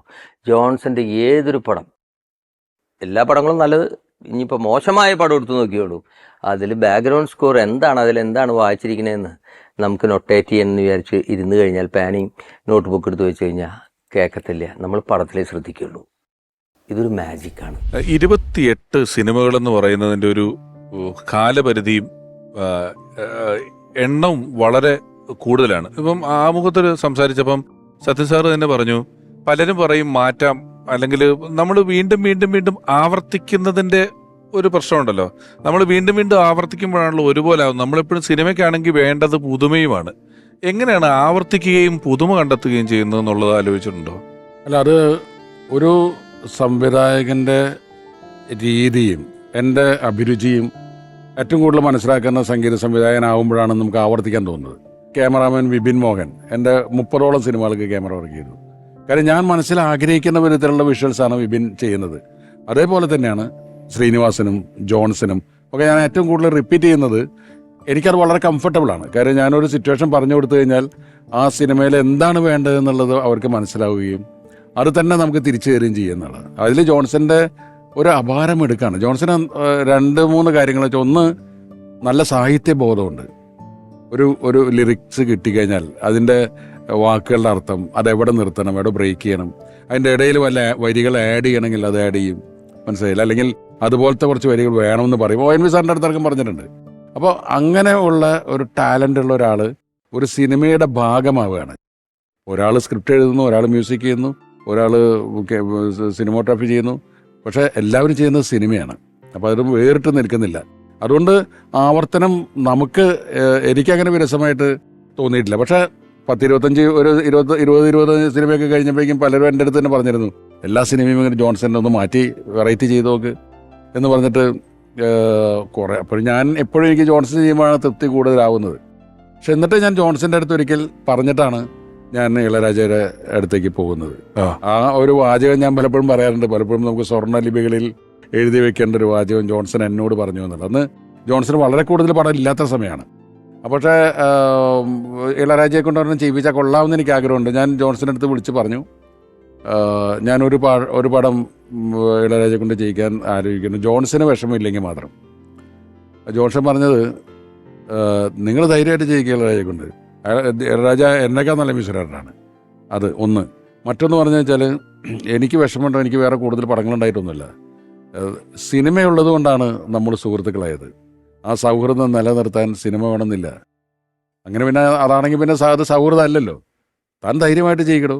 ജോൺസൺ എന്ന അനശ്വര സംഗീത സംവിധായകന്റെ ഓർമ്മകളുമായി നിരവധി സിനിമകളിൽ മികച്ച കഥാപാത്രങ്ങളെ അവതരിപ്പിച്ചിട്ടുള്ള പ്രിയപ്പെട്ട ദേവൻ സാർ. ജോൺസൺ മാഷെ പറ്റി ഓർക്കുമ്പോൾ ഞാൻ ആദ്യം ഓർക്കുന്നത്, ജോൺസൺ മാഷ്, ഞാൻ ഈ ചെന്നൈയിൽ താമസിക്കുന്ന സമയത്ത് എൻ്റെ വീടിൻ്റെ അടുത്ത വീട്ടിലായിരുന്നു ജോൺസണും ഭാര്യയും മക്കളൊക്കെ ഉണ്ടായിരുന്നത്. അതാണ് എൻ്റെ ഓർമ്മ ആദ്യം വരുന്നത്. അപ്പോൾ എൻ്റെ മോളെ സ്കൂളിൽ വിടാനായിട്ട് ചില ദിവസങ്ങളിൽ ഞാൻ ജോൺസൻ്റെ അന്നൊരു സ്കൂട്ടർ ഉണ്ടായിരുന്നു. ആ സ്കൂട്ടറിലാണ് ഞാൻ കൊണ്ടുപോവുക എൻ്റെ മോളെ അങ്ങോട്ട്. അങ്ങനെ ഞങ്ങൾ വളരെയധികം, പിന്നെ നാട്ടുകാരനാണല്ലോ, ജോൺസണും ഞാനും തൃശ്ശൂർക്കാരാണ്. അപ്പോൾ എപ്പോഴും ജോൺസണും ഞാനും വളരെ അടുത്ത് ഉള്ള ആൾക്കാരാണ്. പിന്നെ ജോൺസൻ്റെ സിനിമകളിൽ എൻ്റെ ഓർമ്മ ശരിയാണെങ്കിൽ മിന്നാമിനിങ്ങിൻ്റെ നുറുങ്ങോട്ടം എന്ന സിനിമയിൽ ഞാനും പാർവതിയും കൂടിയിട്ടുള്ളൊരു പാട്ട് സീനുണ്ട്. അതിൽ മെല്ലെ മെല്ലെ എന്ന് പറഞ്ഞൊരു പാട്ടുണ്ട്. അത് ഇന്നും ഞാൻ എവിടെയെങ്കിലുമൊക്കെ പോയി കഴിഞ്ഞാൽ, മീറ്റിങ്ങിലോ ഫംഗ്ഷനൊക്കെ പോയി കഴിഞ്ഞാൽ ഇവർ അതിടും. ഞാൻ വരുമ്പോൾ ആ പാട്ടിടും. അതുപോലെ തന്നെ പിന്നെ സത്യൻ അന്തികാടൻ്റെ ഒരു പടത്തിൽ, ഞാൻ സത്യൻ്റെ ഒറ്റ പടത്തിലേ അഭിനയിച്ചിട്ടുള്ളൂ. പിൻഗാമിയിലെ വെണ്ണിലാവോ എന്ന് പറഞ്ഞൊരു പാട്ടാണത്. അത് ഇപ്പോഴും എന്നെ പല ആൾക്കാരും ഓർക്കുന്നത് ആ ഒരു പാട്ടിലൂടെയാണ്. ഞാനും മോഹൻലാലിൻ്റെ ചെറുപ്പത്തിലുള്ള ആ കുട്ടിയും ശാന്തകൃഷ്ണനുമായിട്ടുള്ള വളരെ സന്തോഷകരമായ ഒരു ഫ്ലാഷ് ബാക്കിൽ വരുന്ന ഒരു സീനാണ്. വളരെ സന്തോഷകരമായിട്ടുള്ള ഒരു സീൻ. അങ്ങനെ എനിക്ക് എൻ്റെ ഓർമ്മ പെട്ടെന്ന് വരുന്നത് ഈ 2 പാട്ടുകളാണ്. ഈ 2 പാട്ടുകളും ഇന്നും ജനങ്ങളുടെ മനസ്സിൽ, മലയാളികളുടെ മനസ്സിലുണ്ട്. അല്ല, ചില കഥാപാത്രങ്ങൾ, ഞാനിപ്പോൾ ഒരു സിനിമയിൽ എപ്പോഴും അതിലൊരു കേന്ദ്ര കഥാപാത്രം, ഒരു നായകൻ നന്മ ചെയ്യുക, നന്മകളെല്ലാം നായകനിലേക്ക് എത്തുക എന്നൊക്കെ പറയുമെങ്കിലും, ഞാനിപ്പോൾ നേരത്തെ പൊന്മുട്ടിയിടുന്ന താറാവിനെ കുറിച്ച് പറഞ്ഞപ്പോൾ ഇത് സംഗീതവുമായിട്ട് നേരിട്ട് ബന്ധമുള്ള ഒരു കാര്യമല്ലെങ്കിലും ഈ ഡാൻസ് സ്കൂൾ നടത്തുന്ന ടീച്ചറെ പറ്റിയൊക്കെ പറഞ്ഞ് ആ സിനിമയിൽ എവിടെയോ ഈ ഡാൻസ് സ്കൂൾ നടത്തുന്ന ടീച്ചർക്ക് ഷാരി ചെയ്യുന്ന കഥാപാത്രത്തിന് പൈസയ്ക്ക് ആവശ്യം വരുമ്പം കരമന ജനാർദ്ദനൻ ചെയ്യുന്ന ഒരു ക്യാരക്ടർ ഉണ്ടായിട്ട് പൈസ കൊടുക്കുന്നുണ്ട്. ഇത് നീ ഇത്രയും നാൾ എന്ന വാടകയാണ്, ഇത് ആ വാടക കൂട്ടിയാൽ മതി എന്നൊക്കെ പറഞ്ഞ് കണക്കാക്കണ്ടെന്ന് പറയുന്നുണ്ട്. അപ്പോ ഈ ഒരു നന്മ, ഈ പരസ്പരം പോകുന്ന ഇപ്പൊ ഈ പറഞ്ഞ വാക്കുകളിലൊക്കെ കാണുന്ന ഒരു വളരെ രസകരമായ ഒരു സൗഹൃദം അതിൽ ഫീൽ ചെയ്യുന്നുണ്ട്. ആ നല്ല സൗഹൃദങ്ങൾ, ഇവര് കുറെ നാൾ വാടക കൊടുക്കാത്തതിനകത്തുള്ള ശത്രുക്കളും ആണ്. ഈ പിണക്കങ്ങൾ ഉണ്ടായിട്ടുണ്ടോ നിങ്ങൾ തമ്മിൽ? ആശയപരമായ പിണക്കങ്ങൾ ഉണ്ടാവണമല്ലോ. പിണക്കങ്ങൾ ആശയപരമായിട്ടും അല്ലാതെയൊക്കെ ഉണ്ടായിട്ടൊക്കെ ഉണ്ട്. അത് സ്വാഭാവികമായിട്ടുണ്ടാവില്ലേ, സൗഹൃദം ഉണ്ടാവാൻ. അതായത് പിണങ്ങാനുള്ള സ്വാതന്ത്ര്യം ഉണ്ടാവുക എന്ന് പറയുന്നത് ഒരു സൗഹൃദത്തിന്റെ വ്യാപ്തിയാണ്. സൗഹൃദത്തിന്റെ ഒരു ശക്തിയാണ്, വ്യാപ്തിയാണ് നമുക്ക് പിണങ്ങാനുള്ള സ്വാതന്ത്ര്യം ഉണ്ടാവുക എന്നുള്ളത്. ജോൺസനെ ഞാനായിട്ട് പലപ്പോഴും പണങ്ങാറുണ്ട്, അതിനപ്പുറത്ത് കാര്യമായിട്ട് ഇണങ്ങാറുണ്ട്. ഒരിക്കൽ ഒരു റീ റെക്കോർഡിങ് തിയേറ്ററിൽ വെച്ച് പണങ്ങിയിട്ടുണ്ട്, വീണ്ടും ചില വീട്ടുകാരങ്ങൾ. അതിൻ്റെ റീ റെക്കോർഡിങ് PV ഗംഗാനാണ് പ്രൊഡ്യൂസ് ചെയ്യുന്നത്. വന്ന് പ്രസാദ് 70 തിയേറ്റർ. അപ്പം രാവിലെ റീ റെക്കോർഡിങ് സ്റ്റാർട്ട് ചെയ്ത് തലേദിവസം 2 ദിവസം മുമ്പ് നമ്മൾ പടം ഇട്ട് കണ്ട് എവിടേക്ക് എങ്ങനെ മ്യൂസിക് വേണമെന്നൊക്കെ ആലോചിച്ച് ഒരു റഫായിട്ടുള്ള ഐഡിയ കിട്ടിട്ട് തിയേറ്ററിൽ വന്നു കഴിഞ്ഞ ശേഷം തികച്ചും പേഴ്സണലായ ഒരു കാര്യത്തിന് ഞാനും ജോൺസൺ തമ്മിൽ ഒന്ന് പിണങ്ങി. അപ്പം തുടങ്ങി കുറച്ച് കഴിഞ്ഞപ്പോൾ ജോൺസൺ എൻ്റെ അടുത്ത് പറഞ്ഞു, താൻ മ്യൂസിക് ശരിയാകുന്നുണ്ടോ എന്ന് നോക്കിയാൽ മതി, അല്ലാതെ വേറെ കാര്യങ്ങൾ ഇടപെടണ്ട എന്നെ പറഞ്ഞു എൻ്റെ അടുത്ത്. അപ്പോൾ ഞാൻ പറഞ്ഞൊരു കാര്യം ചെയ്യാം, നമുക്ക് തൽക്കാലം പാക്കപ്പ് ചെയ്യാം. അങ്ങനെ 9 to 9 ഉണ്ടായിരുന്ന റീ റെക്കോർഡിങ്ങിന് വന്ന ഫുൾ ഓർക്കസ്ട്രയെ ഒരു 11 മണിയായപ്പോൾ ഞാൻ പാക്കപ്പ് ചെയ്ത് പിരിച്ചു വിട്ടു. അത് ശരിക്കും ജോൺസന് ഭയങ്കരമായ വിഷമം ഉണ്ടാക്കിയില്ല. അങ്ങനെ പുള്ളി നേരെ വീട്ടിൽ പോയി, ഞാൻ വേറെ ആരെയും കൊണ്ടെങ്കിലും മ്യൂസിക് ചെയ്യിപ്പിക്കാമെന്ന് വിചാരിച്ചു. അത്രയും സീരിയസ് ആയിട്ടുള്ള വണക്കമായിരുന്നു. പക്ഷെ വേറൊരാളെയും എൻ്റെ മനസ്സിൽ വരുന്നില്ല, പ്രത്യേകിച്ചും ആ സിനിമ. അപ്പോൾ 2 ദിവസം കഴിഞ്ഞു. 3-ാമത്തെ ദിവസമായ സമയത്ത് ഞാൻ സേതു മണ്ണാർക്കാരനെ ജോൺസന്റെ വീട്ടിലേക്ക് വിട്ടു. പുള്ളിയാണ് പ്രൊഡക്ഷൻ എക്സിക്യൂട്ടീവ്. അപ്പോൾ റാണി പറഞ്ഞു, ജോൺസന്റെ വൈഫ് പറഞ്ഞു, അന്ന് തിയേറ്ററിൽ നിന്ന് എന്നിട്ട് പിന്നെ വീട്ടിൽ നിന്ന് പുറത്തു പോയിട്ടില്ല എന്ന് പറഞ്ഞു പുള്ളി. അപ്പോൾ പുള്ളിക്കും പ്രയാസമുണ്ട്. അപ്പം ഞാൻ പറഞ്ഞു, സത്യേട്ടൻ വിളിക്കുന്നുണ്ട് എന്ന് പറഞ്ഞു. അപ്പോൾ ചെല്ലാൻ പറഞ്ഞു. അപ്പം ജോൺസൺ സേതുവിൻ്റെ അടുത്ത് പറഞ്ഞത്, അന്നത്തെ വഴക്കിനെ പറ്റിയിട്ട് സത്യനോ രക്ഷ എന്നോട് മിണ്ടരുത് എന്ന് പറഞ്ഞു.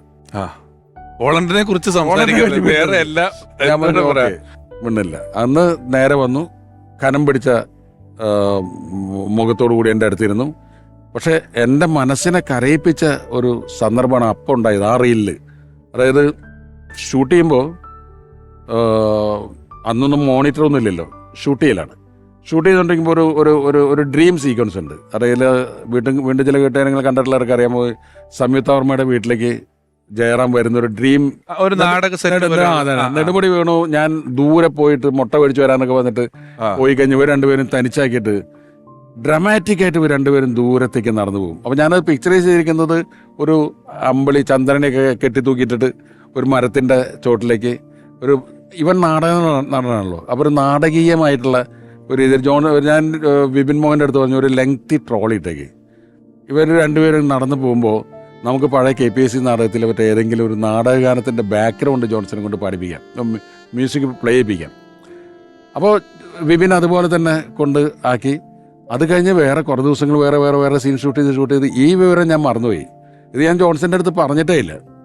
ഈ പിണങ്ങിയതിന് ശേഷം തിരിച്ച് വന്നു കഴിഞ്ഞിട്ടപ്പോൾ ഈ റീലാണ് വന്നത്. ഈ റീൽ വന്ന് ആ ഷോട്ട് കണ്ടപ്പോൾ തന്നെ എനിക്ക് മനസ്സിലായി ഞാൻ ഉദ്ദേശിച്ചത് ഇതായിരുന്നു എന്നുള്ളത്. അപ്പോൾ ജോൺസൺ എന്നോട് പറയാണ്, മാഷേ, നമുക്ക് ഇവർ പോകുന്ന ഈ ഡ്രമാറ്റിക് മൂമെൻറ്റ്സിലെ KPSCയിലെ ഏതെങ്കിലും നാടകത്തിലെ പാട്ടിലെ ഒരു മ്യൂസിക് കിട്ടാലോ, വെള്ളാരം കുന്നിലെ എന്ന് പറഞ്ഞിട്ട്, അത് എൻ്റെ മനസ്സിൽ ഞാൻ വിചാരിച്ചിട്ട് അത് മനസ്സിൽ വെച്ചിട്ടാണ് ഞാൻ ഷോട്ട് എടുത്തത്. അത് ജോൺസൺ അറിയില്ല, എനിക്ക് മാത്രമേ അറിയുള്ളൂ. അതൊരു സംവിധായകൻ്റെ മനസ്സ്, ഒരു സംഗീത സംവിധായകൻ തിരിച്ചറിയാന്നുള്ള ഞാൻ നേരെ കെട്ടിപ്പിടിച്ചുകൊള്ളിനെ. അതോടുകൂടി ആ വഴക്ക് തീർന്നു. മാഷെന്നാണ് വിളിക്കുന്നത് അല്ലേ? മാഷെന്നാ പരസ്പരം വിളിക്കുന്നത്. നമുക്ക് ഇനി ജോൺസൺ മാഷുമായി കുറിച്ച് ഒരു എപ്പിസോഡ് ചെയ്യുമ്പം പാട്ടുകാരൻ്റെയും പാട്ടുകാരിയുടെയും സാന്നിധ്യം നമുക്ക് ഈ എപ്പിസോഡിൽ ആവശ്യമുണ്ട്. ആദ്യം നമുക്കൊരു പാട്ടുകാരനെ വിളിക്കാം. അദ്ദേഹം ചലച്ചിത്ര പിന്നണി ഗായകനാണ്, സൂപ്പർ ഹിറ്റായ ഒരുപാട് പാട്ടുകൾ പാടിയിട്ടുള്ള ഒരാളാണ്. സ്നേഹപൂർവ്വം എപ്പിസോഡിലേക്ക്, ഈ പരമ്പരയിലേക്ക് ജോൺസൺ മാഷെ ഓർക്കുന്നതിന് വേണ്ടി സ്വാഗതം ചെയ്യുന്നു. പ്രിയപ്പെട്ട ഗായകൻ നിഷാദ്.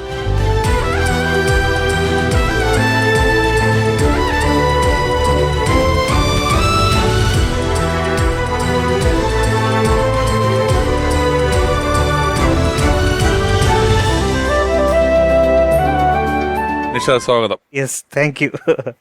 നമസ്കാരം സാർ. നമസ്കാരം. നിഷാദ്, പാലപ്പൂ ഇതളിൽ എന്ന് പറയുന്ന പാട്ടൊക്കെ സിനിമയിൽ പാടി വളരെ, അതാണെന്ന് തോന്നുന്നല്ലേ ഏറ്റവും പോപ്പുലർ, ഏറ്റവും ഹിറ്റായ പാട്ട് അതാണ്. തിരക്കഥ എന്ന് പറയുന്ന സിനിമയിൽ പാടിയത്. അപ്പൊ നിഷാദ്, ജോൺസൺ മാഷ് ഒരു പാട്ട് പാടുന്നതായിരിക്കും ഏതെങ്കിലും ഒരു ആമുഖത്തിനേക്കാളും നല്ലത്. ഉറപ്പായിട്ടും. ഞാൻ എന്റെ പാട്ടാണ് ആദ്യം നിഷാദ് പാടിയിരിക്കുന്നത് സിനിമയിൽ. ഒരു പാട്ട്. അപ്പൊ ഒരു ആമുഖത്തിന്റെ ആവശ്യമില്ല, ഇനി ആവശ്യമില്ല. പാട്ട് പറഞ്ഞ അത്രയും വെറുതെ ആയി. അതേതായിരുന്നു നിഷാദ്? ഓമനെ ഒരു താരാട്ട് മണിക്കുട്ടന്റെ സിനിമ അല്ലേ? നമുക്ക് ജോൺസൺ മാഷ് ഒരു പാട്ട് നിഷാദ് അപ്പൊ ഏതാണ് തരാൻ പോകുന്നത്? ഉറപ്പായിട്ടും വെള്ളാര പൂമല മേലെ. നമ്മൾ കാരണം ഈ പറഞ്ഞ പോലെ ഒരു കൺഫ്യൂഷൻ എപ്പോഴും ഉണ്ട്. കാരണം ഓണപ്പാട്ട് പാടുമ്പോ എപ്പോഴും നമ്മൾ പൂവിളിയൊക്കെ പാടും. ഒരുപാട് വേദികളിൽ ഓണപ്പാട്ടുകൾ പാടുമ്പോ ഈ പാട്ടില് ഈ ഓണത്താറ അടി വരുന്നതുകൊണ്ട് നമ്മൾ ആ പാട്ടെടുത്ത ഒരു ഡിഫറെന്റ് ആയിട്ട്, പക്ഷെ അത് ഭയങ്കര ആവേശം, എനർജി ഉണ്ടാക്കുന്ന ഈ ഒരു ഓണത്താർ എന്നൊക്കെ പറയുമ്പോഴേ ഈ ഉത്തര കേരളത്തിലുള്ളവർക്കേ അത് മനസ്സിലാവുള്ളൂ. എന്റെ അടുത്ത് ചോദിച്ചിട്ടുണ്ട് ചിലവർ വിളിച്ചിട്ട്, എന്താണ് ഈ ഓണത്താർ എന്നുള്ളത്, ഇവിടെ ഒന്നും ആളുകൾക്ക് അറിയില്ല. അല്ല, ആ പാട്ടിന് വേറെ പ്രത്യേകത ഉള്ളത് ജോൺസൺ കൈതപ്രം എന്നുള്ള ടീം ആരംഭിച്ചത് ഈ പാട്ടിൽ നിന്നാണ്. ഈ പാട്ട് പിന്നെ എത്രയോ പടങ്ങള് അല്ല, ഇപ്പോഴും നമ്മൾ വെറുതെ ചോദ്യം തൊടുത്തത് അറിയാത്ത ആൾക്കാരുണ്ടെങ്കിൽ അതൊന്ന് ഒരു ലിറിസിസ്റ്റ് എന്നുള്ള നിലയിൽ അത് പറഞ്ഞിട്ട് ഓണത്താറിലോട്ട് പോകാം. ഈ ഓണത്താർ എന്ന് പറയുന്നപ്പോ നമ്മള് ഈ തെക്കൻ കേരളത്തിലൊന്നും ഇല്ലത്. ഉത്തര കേരളത്തിലുള്ള ഓണപ്പൊട്ടൻ എന്നൊക്കെ പറയുന്ന സമ്പ്രദായം ഉണ്ടല്ലോ, നമ്മളുടെ ഇവിടെ ഒന്നും പരിചയമില്ല ഇവിടെ. അതെ. അപ്പൊ ആ ഓണത്താർ കാണിക്കുന്നുണ്ട് അതില്, അല്ലെങ്കിൽ കാണാം നമ്മൾക്ക് ആ ഉത്തര കേരളത്തിന്റെ മലബാറിന്റെ പ്രത്യേകതയുള്ള ചില സംഭവങ്ങൾ. അത് വന്ന് ഈ പാട്ടിലൂടെയാണ് ഓണത്താറിനെ പറ്റിയിട്ട് എനിക്ക് തോന്നുന്നത് സാധാരണ ജനങ്ങൾ ദക്ഷിണ കേരളത്തിലും മധ്യ കേരളത്തിലൊക്കെ മനസ്സിലാക്കുന്നത്. കൈതപ്രം അത് ആ കൈതപ്രത്തിന്റെ സ്വത്വം അതില് ഒന്നാണ് പ്രയോഗിച്ചിട്ടുണ്ട്. ഒരു കണ്ണൂരുകാരൻ കൈതപ്രംകാരൻ അവരുടെ ഓണം മലബാറിന്റെ ഉത്തര മലബാറിന്റെ ഒരു ഓണത്തിന്റെ ഒരു വാക്ക് അല്ലെ ഒരു ബിംബം ഉണ്ടായില്ലേ. ഈ രണ്ട് പാട്ടുകളാണല്ലോ വരവേൽപ്പിലുള്ളത് അല്ലെ. ഒരു ബസ്സൊക്കെ പൊളിഞ്ഞിരിക്കുമ്പോഴുള്ള ഒരു ദുഃഖഗാനം, ഒരു സെന്റിമെന്റ്സ് പാട്ട് കൂടെ ഉണ്ട്. ദൂരെ ദൂരെ സാഗരം എന്ന് പറയുന്നുണ്ട്. ഇപ്പൊ നമുക്ക് വെള്ളാരപ്പൂമല കേൾക്കാൻ നിഷാദേ. വെള്ളാരപ്പൂമലമേലെ പൊൻകിണ്ണം നീട്ടി നീട്ടി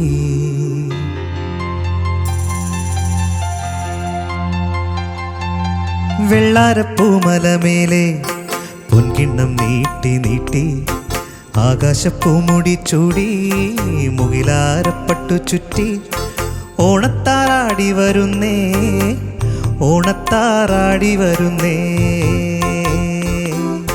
വെള്ളാരപ്പൂമലമേലെ പൊൻകിണ്ണം നീട്ടി നീട്ടി ആകാശപ്പൂമുടി ചൂടി മുകിലാരപ്പട്ടു ചുറ്റി ഓണത്താറാടി വരുന്നേ ഓണത്താറാടി വരുന്നേ.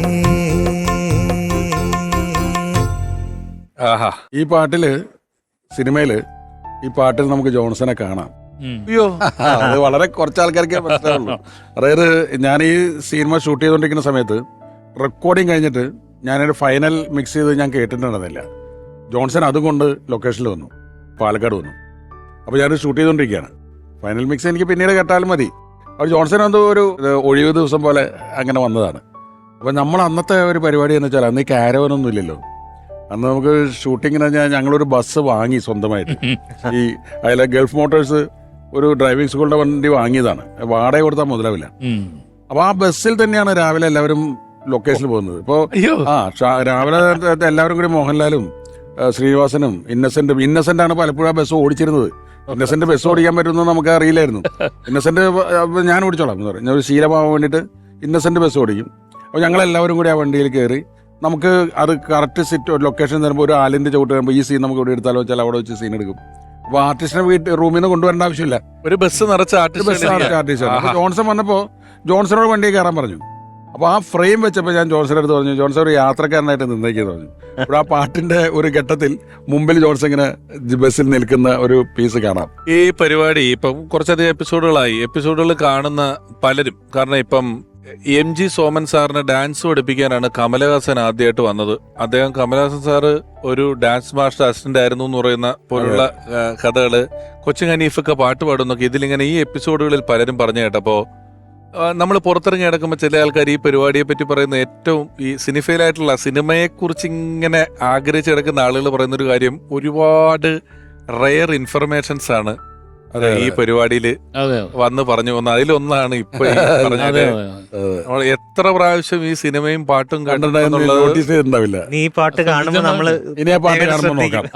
മുമ്പില് യാത്രക്കാരെ ഒരു കമ്പിയിൽ പിടിച്ച് നോക്കി നിൽക്കുന്നതിൽ ഒരു ചെറിയ പീസ് ജോൺസൺ മാഷുണ്ട്. ഇത് പ്രധാനമന്ത്രി അഭിനന്ദിച്ച ഒരു സിനിമയെ കുറിച്ച് ആയിട്ടാണ് ഇവരെല്ലാരും ബസ്സിൽ പോയി ഇങ്ങനെ ആൽത്തറ ഷൂട്ട് ചെയ്തു എന്നൊക്കെ പറയുന്നത്. നമ്മുടെ ഇന്ത്യയുടെ പ്രധാനമന്ത്രി നേരിട്ട് അഭിനന്ദനങ്ങൾ അറിയിച്ച ഒരു സിനിമയെ കുറിച്ചാണ്. 21 ദിവസം കൊണ്ടാണ് ആ സിനിമ ഷൂട്ട് ചെയ്തിരിക്കുന്നത്. 21 days. അതായത് അതിൽ ഫൈറ്റ് ഉണ്ട്, സോങ്സ് ഉണ്ട്, കോമഡി ഉണ്ട്. രാവിലെ എല്ലാവരും കൂടി വണ്ടി കയറലാണല്ലോ, അല്ലെങ്കിൽ എവിടെ വെച്ചാൽ അവിടെ ബ്രേക്ക്ഫാസ്റ്റിന് മുമ്പ് ഒരു സീൻ എടുത്ത് തീർത്തിരിക്കുന്നതാണ്. അങ്ങനെ ആരും റൂമിലിരിക്കില്ല, കാരവൻ വേണ്ട. അതൊന്നും തെറ്റാണെന്നല്ല പറയുന്നത്, അന്നതില്ല. പിന്നെ ഇന്നത്തെ പോലത്തെ എക്യുപ്മെന്റ്സും ഇല്ല അധികം. അപ്പോൾ ഒക്കെ കയ്യിൽ ഒതുങ്ങുന്നതാണ്. പക്ഷെ അതുകൊണ്ട് പടങ്ങൾക്ക് യാതൊരു ദോഷം സംഭവിച്ചിട്ടില്ല. ഇപ്പോഴും നമുക്ക് ഓർമ്മയിൽ നിൽക്കുന്ന ഷോർട്സും ഒക്കെ ഉണ്ട് താനും. എല്ലാം അത് ഏതെങ്കിലും ഒരാൾക്ക് രണ്ടാൾക്ക് നല്ലൊരു ബഹുഭൂരിപക്ഷം വരുന്ന ആളുകൾക്കും ഒരുപോലെ ഓർമ്മയിൽ നിൽക്കുന്നതാണ് ഈ സിനിമയും അതിലെ സീനുകളും കാര്യങ്ങളും എല്ലാം. അതിനെല്ലാം ഇതുപോലെയുള്ള ഈ സിനിമയ്ക്ക് പുറത്ത് പാട്ടുകൾക്കൊരു വലിയ ജീവിതം ഉണ്ടല്ലോ. പലപ്പോഴും ഞാൻ പറഞ്ഞിട്ടുണ്ട് ആ സിനിമയുടെ ഫോസിലുകളായിട്ടാ പാട്ടുകൾ ഇങ്ങനെ അവിടെ ഒരു സംഭവം കൂടി ഉണ്ട്. ആളുകൾക്ക് കിട്ടാത്ത ഇൻഫർമേഷൻ, അതിലൊരു ഫൈറ്റ് ഉണ്ട്. ബസ് തല്ലി പിടിക്കുന്ന രാത്രി മുരളിച്ചേരന്റെ ഗുണ്ടകൾ ഫൈറ്റ് കമ്പോസ് ചെയ്ത് ആ ഫൈറ്റ് ഡയറക്ട് ചെയ്തത് മോഹൻലാലാണ്. എന്നുവെച്ചാല് ഫൈറ്റേഴ്സൊക്കെ വന്നു, ത്യാഗരായ മാഷ് അന്ന് വരാൻ സാധിച്ചില്ല. അപ്പോൾ ഇവർ മുഴുവൻ വെയിറ്റ് ചെയ്യണം. അപ്പോൾ ത്യാഗരായ മാഷ് ലാലിൻ്റെ അടുത്ത് പറഞ്ഞു, ലാലെ നീ അത് ചെയ്യ് എന്ന് പറഞ്ഞു. അപ്പോൾ ലാലെ എൻ്റെ അടുത്ത് പറഞ്ഞു, നമുക്ക് ചെയ്യാൻ സാധ്യത മാഷ മനസ്സിൽ വെച്ച് ധ്യാനിച്ചുകൊണ്ട് നമുക്ക് ചെയ്യാം. ലാലിന് ഫൈറ്റ് വലിയ ഇഷ്ടമാണ്. അപ്പോൾ ഞാനത് ഈ ബറോസിൻ്റെ ലാല് സംവിധാനം ചെയ്യുന്ന പടത്തിൻ്റെ പൂജയ്ക്ക് ഞാൻ പറഞ്ഞു, അതിന് മുമ്പ് ലാല് സംവിധാനം ചെയ്തിട്ടുണ്ട് ഇങ്ങനെ ഒരു ഫൈറ്റ് പറഞ്ഞു കേട്ടിട്ടുണ്ട്. ജോൺസൺ മാഷെ കുറിച്ചുള്ള ഓർമ്മകൾ നമ്മളോട് പങ്കുവയ്ക്കുന്നു. നിരവധി നല്ല ഗാനങ്ങൾ നമുക്ക് സമ്മാനിച്ചിട്ടുള്ള പ്രതിഭാസനയായ ഗായിക ഗായത്രി അശോക്. ജോൺസൺ മാഷെ ഞാൻ ആദ്യമായിട്ട് പരിചയപ്പെടുന്നത് ഏർലി 2000s അപ്പോൾ ദീനദയാലു പാടി എനിക്കൊരു ഫിലിം ബ്രേക്ക് കിട്ടിയിട്ട് ഒരു ഫ്രഷ് വോയിസസിൽ ഒരാളായിരുന്നു ഞാൻ. അപ്പൊ എന്നെ പോലത്തെ ഒരു ജൂനിയർ ആർട്ടിസ്റ്റിനെ എത്രത്തോളം സ്നേഹത്തോടു കൂടി അദ്ദേഹം പെരുമാറി, പാട്ട് ഹാർമോണിയം വെച്ച് പഠിപ്പിച്ചു തന്നു, ഇതൊക്കെ എനിക്ക് ഒരിക്കലും മറക്കാൻ പറ്റില്ല. അത്ര പ്രഷ്യസ് ആയിട്ടുള്ള മൊമെന്റ്സ് ആണ് എന്റെ ജീവിതത്തിലെ. ഉത്തമൻ എന്ന സിനിമയിലെ പാലാഴി എന്നുള്ള പാട്ടാണ് അദ്ദേഹത്തിന് വേണ്ടി പാടിയത്. അതുപോലെ തന്നെ നോൺ ഫിലിം ആൽബംസിലും പാടാൻ കഴിഞ്ഞിട്ടുണ്ട്. പിന്നെ മോഹൻലാൽ ചിത്രമായ ഫോട്ടോഗ്രാഫറിൽ മനോഹരമായിട്ടുള്ള ഒരു ഡുവറ്റ് അദ്ദേഹത്തിന് വേണ്ടി പാടിയിട്ടുണ്ട്. നമുക്ക് എല്ലാവർക്കും അറിയാം മലയാളത്തിലെ one of the all time greats ആണ് അദ്ദേഹം എന്നുള്ളത്. മെലഡി എന്നുള്ളത് ബ്യൂട്ടിഫുൾ മെലഡീസ് ക്രിയേറ്റ് ചെയ്യുന്നതിലപ്പുറം ഫുൾ ബ്യൂട്ടിഫുൾ ഓർക്കസ്ട്ര, അതിനുള്ള അറേഞ്ച്മെന്റ്, സ്ട്രിങ്സ്, ഇതെല്ലാം കൂടി എഴുതാൻ പറ്റുന്ന ഒരു കംപ്ലീറ്റ് വിഷണറി മ്യൂസിഷ്യനായിരുന്നു അദ്ദേഹം. അതുകൊണ്ട് തന്നെയാണ് 2024 ഏത് റിയാലിറ്റി ഷോ എടുത്തു കഴിഞ്ഞാലും നമുക്ക്, അല്ലെങ്കിൽ മ്യൂസിക് കോമ്പറ്റീഷൻ എടുത്തു കഴിഞ്ഞാലും നമ്മുടെ കഴിവ് തെളിയിക്കണം, അല്ലെങ്കിൽ ആൾക്കാരെ ഇംപ്രസ് ചെയ്യണം, ശ്രോതാക്കളെ ഇംപ്രസ് ചെയ്യണം എന്നുണ്ടെങ്കിൽ അദ്ദേഹത്തിന്റെ ഒരു പാട്ട് മതി, പാടിയാൽ മതി. നിഷാദിന് ജോൺസൺ മാസ്റ്ററുമായിട്ടുള്ള അനുഭവങ്ങൾ എങ്ങനെയാണ്? എന്തോ പരിപാടിയിലൊക്കെ കണ്ടിട്ടുണ്ടല്ലോ. ഒരു ചാനലിന്റെ ഒരു പ്രോഗ്രാം എന്ന് വെച്ചാൽ ക്രിയേറ്റേഴ്സ്, പാട്ടിന്റെ ക്രിയേറ്റേഴ്സ് വന്നിരുന്നിട്ട് അതിന്റെ ആ പാട്ടിന്റെ അനുഭവങ്ങൾ, ആ പാട്ടുണ്ടായപ്പോൾ ഉണ്ടായിരുന്ന അനുഭവങ്ങൾ, എങ്ങനെയാണ് ആ പാട്ടുണ്ടായത്, എഴുതപ്പെട്ടത് എങ്ങനെയാണ്, അതിൻ്റെ എഴുത്തുകാരനും സംഗീത സംവിധായകനും, അത് അർജുനൻ മാസ്റ്റർ പോലുള്ള സീനിയർ ആയിട്ടുള്ള ആളുകൾ മുതൽ ജോൺസൺ മാസ്റ്റർ എല്ലാവരും ഉണ്ടായിരുന്നു ആ പ്രോഗ്രാമിൽ. അതിൽ ജോൺസൺ മാസ്റ്റർ എപ്പിസോഡിൽ ഞാൻ പാടാനുണ്ടായിരുന്നു. അദ്ദേഹത്തിൻ്റെ കുറേ പാട്ടുകൾ, ഹിറ്റായ പാട്ടുകൾ പാടി. ആ എപ്പിസോഡിൻ്റെ അവസാനം ഒരു പാട്ട് ആ ക്രിയേറ്റേഴ്സ് പുതിയതായിട്ടുണ്ടാക്കും. ഒരു പാട്ട് പുതിയതായിട്ടുണ്ടാക്കിയിട്ട് അത് നമ്മളെ കൊണ്ട് പാടിക്കും. എനിക്കൊന്നു കമൽ സാറിന്റെ ഒരു പടത്തിലോ മറ്റാണ് ആദ്യമായിട്ട് ഈ കമ്പോസ് ചെയ്യുന്ന സ്ഥലത്ത് നിന്ന് റെക്കോർഡ് ചെയ്ത കുറച്ച് കഷ്ണങ്ങള് ഓഡിയോ കാസറ്റിൽ പാട്ട് തുടങ്ങുന്നതിന് മുമ്പായിട്ട് വരും. അത് പാവം രാജകുമാരനോ മറ്റേ ആണെന്നാണ് എൻ്റെ ഒരു ഓർമ്മ. പിന്നീട് ഒരുപാട് കാസറ്റിൽ പ്രിയൻ സാറിന്റെയും ഇളയരാജ സാറ് പാട്ട് പാടുന്നതൊക്കെ നമ്മൾ കേട്ടിട്ടുണ്ടെങ്കിൽ ഇതിൽ വന്നത് അതിനകത്താണ് ഈ ജോൺസൺ മാസ്റ്ററുടെ ശബ്ദം ആദ്യം നമ്മൾ അല്ലാതെ കേൾക്കുന്നത്. കാരണം അതിനു മുമ്പ് നമുക്കൊരു മ്യൂസിക് ഡയറക്ടറുടെ ശബ്ദം കേൾക്കാനുള്ള ഇപ്പം മീഡിയാസ് ഉള്ളതുകൊണ്ട് കാണുകയും കേൾക്കുക. എന്റെയൊക്കെ ചെറുപ്പത്തിൽ വേറെ ഒരു വഴി ഈ കാസറ്റിൽ കേൾക്കുന്നതാണ് ഇയാളാണ് ഇതിന്റെ മ്യൂസിക് ഡയറക്ടർ എന്ന് പറഞ്ഞൊരു റഹ്മാൻ സാർ ഉപയോഗിച്ചിട്ടുണ്ടെന്ന് തോന്നുന്നു. ഒരു പടത്തിൽ പാടിയിട്ടുണ്ട്, കൺകളാൽ കൈത് എന്ന് പറയുന്ന ഒരു പടത്തില് പാടിയിട്ടുണ്ട് ജോൺസൺ. ജോൺസൺ ഗാനമേളയ്ക്ക് പെണ്ണുങ്ങളുടെ ശബ്ദത്തിൽ പാടുമായിരുന്നു തൃശ്ശൂര്. പണ്ട് പാടിയുണ്ട്. അത് എഴുതപ്പെട്ടിട്ടുണ്ട്, പറഞ്ഞിട്ടുണ്ട്, എന്നോടൊക്കെ പറഞ്ഞിട്ടുണ്ട്. അത് അന്ന് ജോൺസൺ പറയുന്ന സംഭവിച്ചാൽ ഈ ക്രിസ്മസ് കരോളിന്റെ കൂടെ കരോളിനൊക്കെ പോകുമ്പോ പാടിയുണ്ട്. അന്ന് ജോൺസൺ അപ്പം ചില സംഭാവന കിട്ടണം, പാട്ടും കൊണ്ട് വീടുകളിൽ പോകുമ്പോ പൈസ. ഒരു സ്ഥലത്ത് വെച്ചെന്നിട്ടുള്ളൊരു ആൾക്കാരുടെ അടുത്ത് പറഞ്ഞിട്ടുണ്ടോ പറഞ്ഞൂടാ. ജോൺസൺ ഇപ്പോൾ ഒരു വീട്ടുടമസ്ഥൻ ഗൃഹനാഥൻ അടിച്ച് ഫിറ്റാണ്, നല്ല തന്നെയാണ്. അപ്പൊ അയാള് പറഞ്ഞു ആ ക്രിസ്മസ് ആയിട്ട് യേശുവിനെ പറ്റി പാടിയാൽ മതി, പാട്ട് യേശുവിനെ. അപ്പൊ ഇവര് പാടുന്നത് മനസ്സിനകത്തൊരു പെണ്ണ് മയിൽപ്പീലി കണ്ണെന്നുള്ള പാട്ടാണ്. ആ പെണ്ണൊക്കെ യേശു ആക്കി. അപ്പൊ ആ പെണ്ണ് ജോൺസൺ എന്ത് ചോദിച്ചാൽ മനസ്സിനകത്ത് മയിൽപ്പീലി യേശു, ഇങ്ങനെ പാടി അത് എഴുതപ്പെട്ടിട്ടുണ്ട്. അതെ, ഈ അതെ, അതെ. ജോൺസന്റെ പൊന്നൊരുക്കും പൂക്കാലം ബുക്കിലുണ്ട്, അതെ. ആ പുസ്തകത്തിൽ ഇത് എഴുതി വെച്ചിട്ടുണ്ട്. അപ്പൊ എന്നിട്ട് പൈസ പിരിച്ചു. മനസ്സിനകത്തൊരു പെണ്ണ് മനസ്സിനകത്തൊരു യേശു, മയിൽപ്പീലി യേശു. യേശു എന്നാ പാടിയിരിക്കുന്നത്.